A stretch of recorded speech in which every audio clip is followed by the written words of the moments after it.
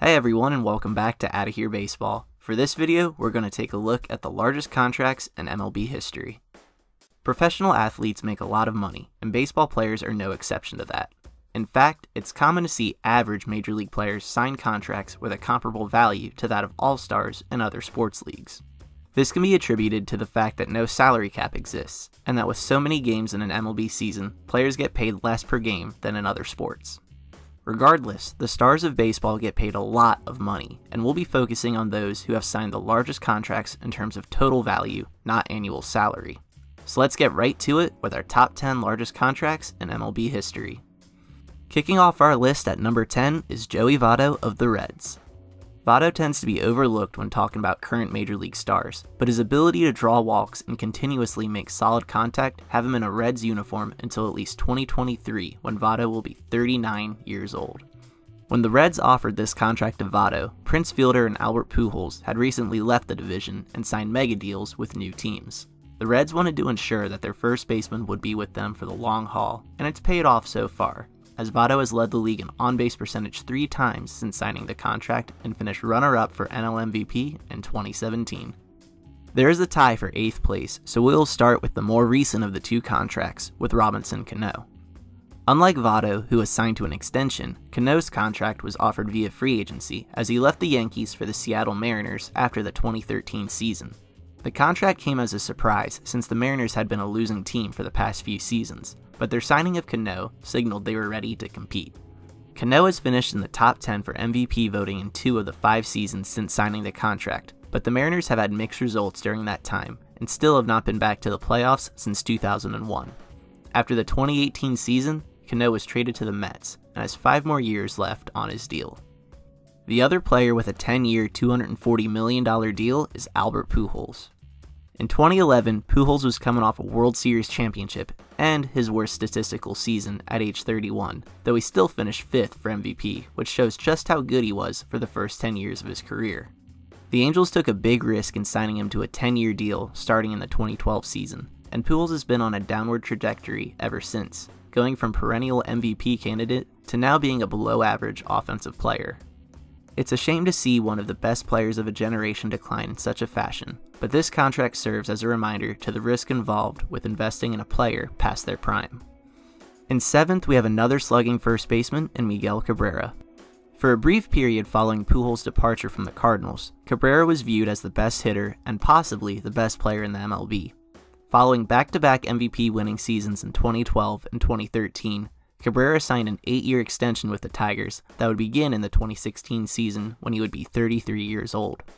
3 years into the contract, and it's hard to say how it will turn out, but so far, Cabrera has been at an all-star level when healthy, the key words there being when healthy, as he's been plagued with injuries since 2017. Next up in 6th is Alex Rodriguez's 10-year contract with the Rangers. A-Rod was a young superstar in the late 90s, coming up with the Mariners as a shortstop. After the 2000 season, and at just 25 years old, he signed a 10-year contract with the Texas Rangers worth $252 million, the largest contract in sports at the time. Despite 3 MVP-caliber seasons with Texas, the team failed to record a winning season and traded Rodriguez to the Yankees, while still paying part of his salary. Rodriguez would win 2 MVP awards with the Yankees before opting out of his contract in 2007 to sign a new contract that we will touch on in a bit.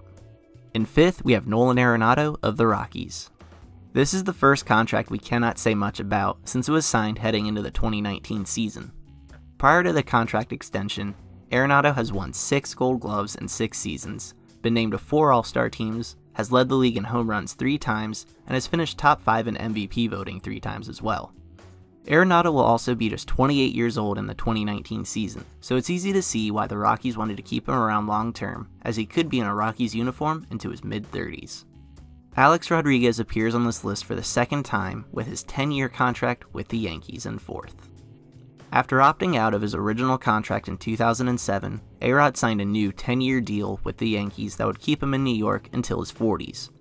The Yankees won the World Series in 2009 with Rodriguez, but over time, the contract would become more and more of a burden on the team.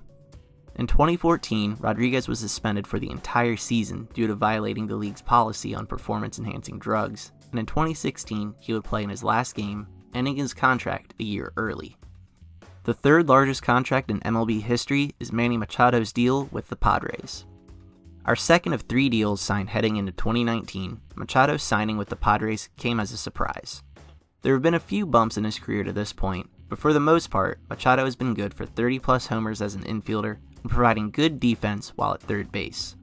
He is also going to be in his prime while with the Padres, and with several top prospects ready to make their debut in San Diego, Machado may be the face the franchise needs to bring home their first ever World Series title. Our second largest contract belongs to 2017 NL MVP Giancarlo Stanton. The 6'6" Stanton quickly became the star of the Marlins franchise with his ability to hit the ball way out of the park. After leading the NL in homers in 2014, he signed a 13-year extension that at the time was the most lucrative in sports history.